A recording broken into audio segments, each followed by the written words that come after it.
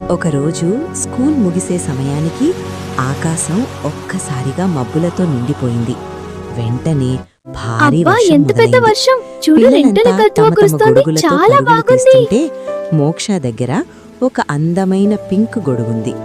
బయటికి రావడానికి సిద్ధమవుతుండగా గేటు దగ్గర ఏం ఒక పిల్లలారా చిన్న ఎందుకు అమ్మాయి ఏడుస్తున్నావ్ వర్షంలో అక్క పూర్తిగా నా ఐప్యాడ్ తడుస్తూ పోయింది నిలబడింది. రాయిక్క అది చూసిన మోక్ష కాసేపు ఆలోచించి వెంటనే నవ్వుతూ ఆమె దగ్గరకు వెళ్ళి, రా మనిద్దరం కలిసి వెళ్ళిపోదాం అంది. చిన్నమ్మాయి ఆశ్చర్యంగా, నిజంగా అని అడగ్గానే, అవును గొడుగు పెద్దదే కదా అంటూ దగ్గరకు తీసుకుంది. వర్షంలో ఇద్దరూ కలిసి నడుస్తూ నవ్వుకున్నారు.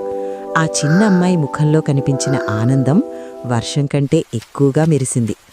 ఆ రోజు మోక్ష మరోసారి తెలుసుకుంది, మనకు చిన్నదిగా అనిపించిన సహాయం ఎవరైనా కోసం ఒక పెద్ద రక్షణ అవుతుంది.